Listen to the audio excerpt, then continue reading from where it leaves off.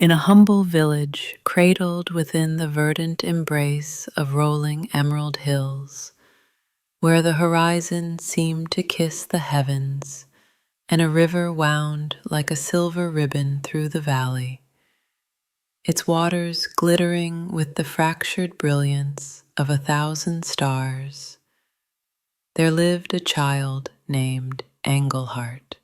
At just 8 years old, Engel was a living miracle, a beacon of light in a world too often cloaked in the shadows of routine and hardship. Their laughter, a cascade of crystalline notes that danced through the air like fireflies at dusk, had a magic all its own, coaxing wilted daisies to unfurl their petals and roses to blush with deeper crimson, as if the flowers themselves yearned to mirror Engel's joy. Their eyes, wide and luminous as twin moons cradled in a velvet sky, held a quiet wisdom that seemed to pierce the veil of reality, glimpsing secrets whispered by the cosmos itself. The villagers, their hands calloused from years of tending fields and their hearts weathered by the season's relentless march, spoke of Engel in reverent whispers, as if their name alone could summon hope. They believed the child had been kissed by celestial hands, for Engel's kindness was a radiant fire that melted the frost from even the most guarded souls. Children trailed behind them, drawn to their infectious joy like moths to a flame, giggling as Engel spun tales of talking stars and dancing winds. Elders found solace in their gentle words, as if Engel carried a fragment of the heavens in their heart, a balm for weary spirits. The village, though modest and unassuming, pulsed with an unspoken vitality, its spirit tethered to the glow of Engel's presence, and no one could fathom a world where their light did not shine. Yet, beneath the village's warmth lay a whispered prophecy, etched in the crumbling pages of an ancient tome hidden in the elders' hall. A child of radiant heart would one day face a trial to restore the village's soul, or all would fade into shadow. One crisp autumn morning, as golden leaves swirled like embers caught in a restless wind, a shadow fell over the village, heavy and suffocating, like a storm cloud blotting out the sun. The sacred crystal bloom, a flower woven from the delicate threads of starlight and the earth's deepest dreams, had withered in the heart of the town square. Its once dazzling petals, which had shimmered like liquid moonlight on a still lake, now lay brittle and gray, crumbling to ash at the slightest touch. The crystal bloom was no mere flower, it was the soul of the harvest festival, a sacred beacon that wove a blessing of abundance and unity over the coming year. Its light was said to be tied to the village's fate, a gift from the heavens to ensure prosperity. Without its glow, the festival would be reduced to a hollow ritual, and the villagers' spirits would fracture under the weight of despair, their hopes for the future dimmed like a candle snuffed out in the dark. The elders, their faces creased with worry, gathered in hushed council, their voices trembling as they recalled the prophecy. Only a heart of light could renew the bloom, but the path would be fraught with peril. Engelhart, standing at the edge of the square, watched as children's laughter faded into stifled sobs, and mothers clutched their shawls tighter against the chill. A fire ignited within their chest, a fierce, unyielding resolve to restore the village's light, to prove the prophecy true. With a small satchel slung over their shoulder, packed with a crusty loaf of bread, still warm from the oven, a ruby-red apple that gleamed like a jewel, a hand-carved wooden flute etched with their grandfather's love, and a tattered map rumored to lead to the sunlit glade, Angle vowed to find the legendary meadow where a new crystal bloom was said to grow. Their mother, her eyes glistening with a mix of pride and terror, knelt before them, her hands trembling as she brushed a lock of hair from Angle's face. "You are our hope," she whispered, her voice breaking. Angle's courage was a flame that no fear could extinguish. With a determined nod and a wave that carried the weight of a promise, they stepped into the unknown, their heart thundering with purpose, doubt, and the echo of the prophecy's weight. The whispering forest loomed before Angle like a cathedral of ancient secrets, its towering trees stretching toward the heavens, their gnarled branches clawing at the sky like the fingers of forgotten giants. The air thrummed with an eerie pulse, as if the forest itself were a living entity, its roots drinking deeply from the earth's hidden veins. Leaves rustled in a language older than time, whispering tales of forgotten heroes, lost dreams, and warnings of trials yet to come. Sunlight pierced the dense canopy in jagged shards, casting fleeting mosaics of gold and shadow on the mossy floor. But the deeper Angle ventured, the more the light seemed to retreat, swallowed by the forest's insatiable gloom. A chill crept into the air, pricking at their skin, and the distant cry of an unknown creature sent a shiver down their spine. Angle clutched their satchel tighter, the flute's smooth wood a comfort against their palm, and pressed onward, their small frame dwarfed by the towering trees. It was here, amid the tangled roots and shadowed glades, that Angle met Thistle, a grizzled squirrel with a tail like a tattered battle flag, and a temper as sharp as the thorns he was named for. Perched on a gnarled branch, clutching an acorn like a miser's treasure, Thistle muttered about a sparkly weed he'd glimpsed near the glade, his voice a gruff growl that barely masked the loneliness etched into his weathered face. "That's no weed, Mr. Thistle," Angle declared, their voice cutting through the forest's oppressive silence like a beam of sunlight. "It's the crystal bloom, and it's the key to saving our festival." Thistle's beady eyes narrowed, glinting with suspicion, but Angle's radiant smile, bright as a summer dawn breaking over the hills, melted his defenses like wax before a flame. They sat together on the forest floor, Angle sharing stories of the village's warmth, and Thistle, though reluctant, admitted he'd grown weary of his solitary life. He agreed to guide them, but only for a price, half of Angle's apple. With a laugh that danced through the trees like a flock of startled birds, Angle split the fruit, its juice glistening like dew in the dim light, and offered it to Thistle. The squirrel nibbled his share, his gruff exterior softening, and a bond was forged, a partnership born of trust, sweetened by the simple act of sharing and sealed by the promise of a greater purpose.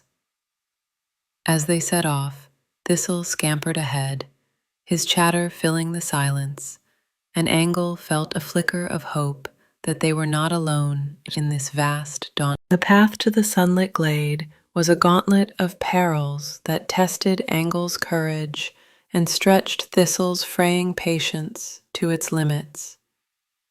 The forest seemed to conspire against them, its shadows twisting into shapes that flickered at the edge of vision, whispering doubts into Angle's mind.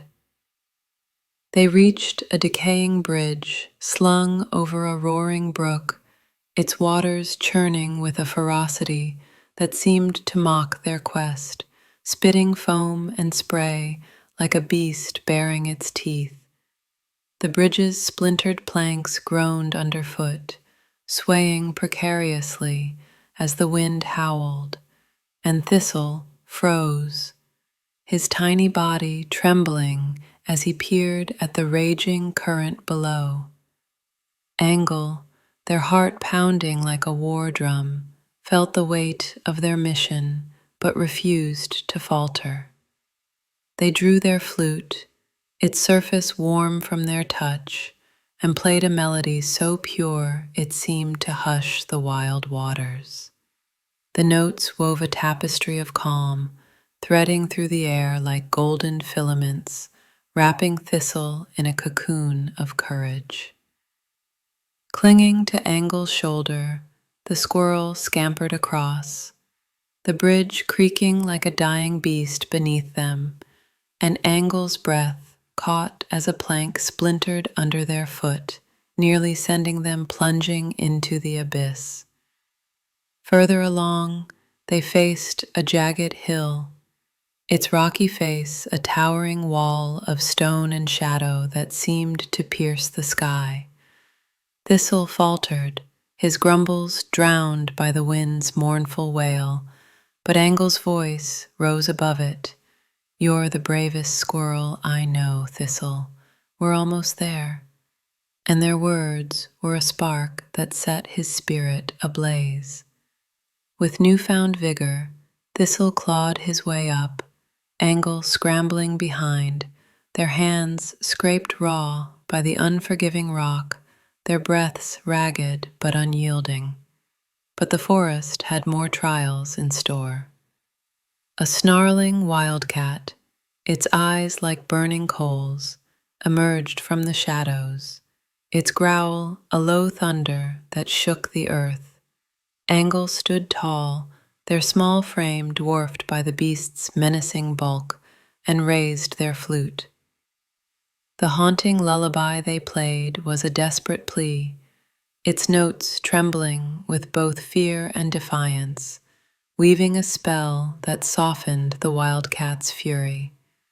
The beast's eyes dimmed, and it slunk back into the darkness, leaving Thistle trembling and whispering, "You're no ordinary kid, Angleheart." Yet, as they pressed on, a sudden tremor shook the forest, a crack like lightning splitting stone, and a chasm yawned open before them, its depths swallowing. The storm descended with a vengeance, transforming the forest into a maelstrom of wind and water. Rain lashed Angle's face, soaking their clothes and chilling them to the bone, while thunder roared like an angry god, shaking the earth beneath their feet. Lightning illuminated the trees in stark, ghostly silhouettes, and the path grew slick with mud, threatening to drag them down with every step. Thistle, his fur matted and his courage waning, clung to Angle's shoulder, his voice barely audible over the tempest. "We should turn back," he squeaked, but Angle shook their head, their eyes blazing with determination. "The village needs us, Thistle. We can't stop now." They pressed onward, shielding their satchel from the deluge, the flute and map their only anchors in the chaos. As they navigated a narrow ledge along a cliff, a gust of wind nearly tore them from the path, and Angle's heart lurched as Thistle slipped, his tiny claws scrabbling for purchase. With a cry, Angle grabbed him, pulling him to safety, their arms trembling with the effort. The storm seemed to mock their defiance, but Angle's spirit burned brighter, fueled by the faces of their village, their mother's worried smile, the children's hopeful eyes, the elders' whispered prayers. At last, the storm relented, leaving the forest dripping and silent, and Angle and Thistle collapsed against a tree, their breaths ragged, but their bond unbreakable. As they rested, a new threat emerged, a shadowy figure cloaked in mist, its eyes glinting with malice. It called itself Vex, a spirit of the forest that fed on despair, and it taunted Angle, whispering that their quest was futile, that the village was doomed.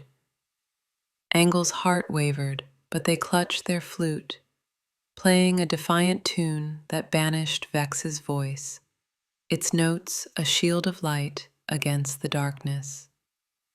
Thistle, emboldened, chattered insults at the spirit, and together they drove it away, their courage a beacon in the gloom. At last, they reached the sunlit glade, a meadow drenched in a golden radiance so intense it felt like stepping into the heart of a star. The air shimmered with warmth, and the grass swayed like a sea of emeralds, each blade kissed by light. The glade was a sanctuary, a place untouched by the forest's shadows, and Angle felt their fears melt away, replaced by a quiet awe. In the center stood a single crystal bloom, its petals pulsing with a brilliance that rivaled the heavens, each facet a mirror reflecting the hopes and dreams of the world. Its light seemed to sing, a soft hum that resonated in Angle's chest as if calling them home. But the flower was guarded by dusk, a majestic owl with feathers like storm clouds rolling across a twilight sky, and eyes that held the weight of centuries. His voice rumbled like distant thunder, declaring the bloom the forest's sacred charge, not to be taken by a mere child who dared to trespass. Angle, undaunted, sat cross-legged beneath the canopy of an ancient oak, their small frame dwarfed by dusk's grandeur. They listened patiently as he spoke of endless nights guarding the glade, his heart heavy with solitude and the burden of his duty, his wings trembling with the ache of loneliness.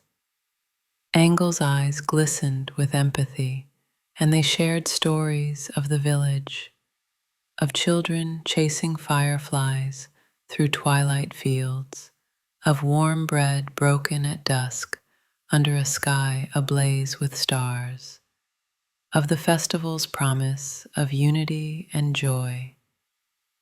They spoke of the prophecy, of the village's fading light, and of their own fears, of failing, of losing the home they loved. Their words, soft yet unyielding as a river carving stone, cracked dusk's stony resolve. Moved by Angle's boundless compassion, he relented, his wings drooping like a sigh of surrender.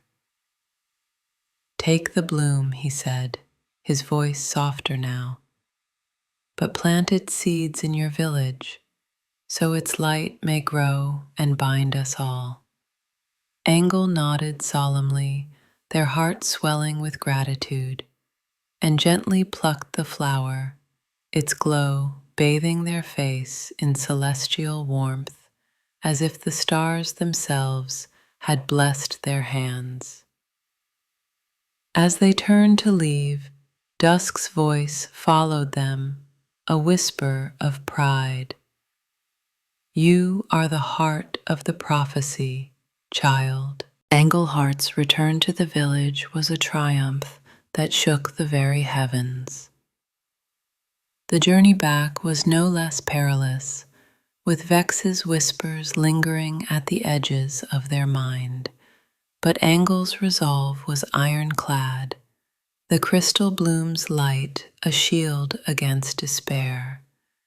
As the sun sank, painting the sky in a blaze of crimson, gold, and violet, the villagers gathered in the square, their faces etched with desperation and fading hope.